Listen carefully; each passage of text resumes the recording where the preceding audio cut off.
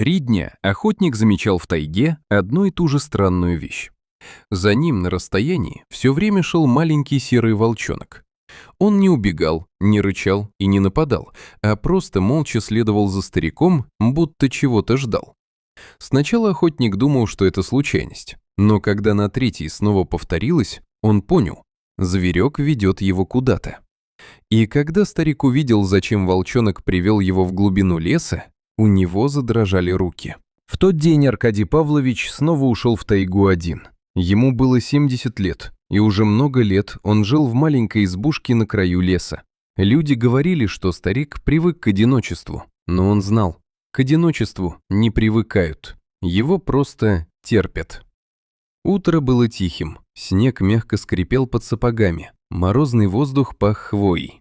Аркадий Павлович шел медленно, опираясь на палку. Карабин висел за плечом скорее по привычке. Почти у самой просеки он вдруг заметил движение между деревьями. Сначала подумал тень, но потом остановился. Из-за тонкой березы на него смотрели желтые глаза. Это был волчонок, серый, худой, совсем молодой. Он не убегал, только внимательно смотрел.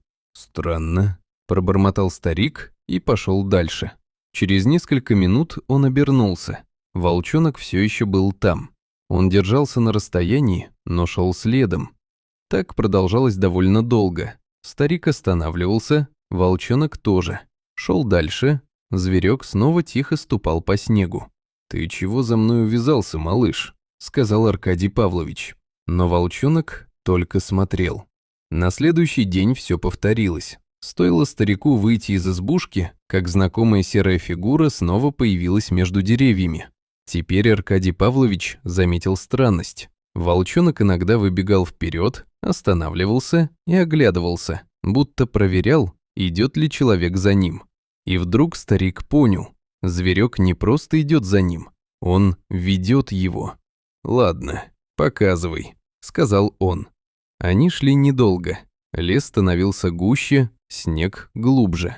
Наконец волчонок остановился на небольшой поляне и тихо заскулил.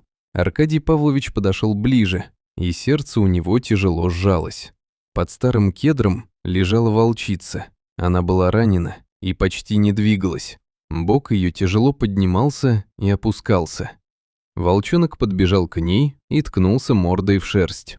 Тогда старик все понял. Мать умирает, а волчонок искал помощи. Аркадий Павлович медленно снял карабин с плеча и положил его на снег. «Эх ты, беда», – тихо сказал он. Он подошел ближе. Волчица с трудом подняла голову и посмотрела на него. В ее глазах не было злости, только усталость. Через несколько минут она сделала последний слабый вдох. Лес вокруг стоял тихий. Волчонок жалобно заскулил. Аркадий Павлович вытер глаза рукавом и осторожно поднял его на руки.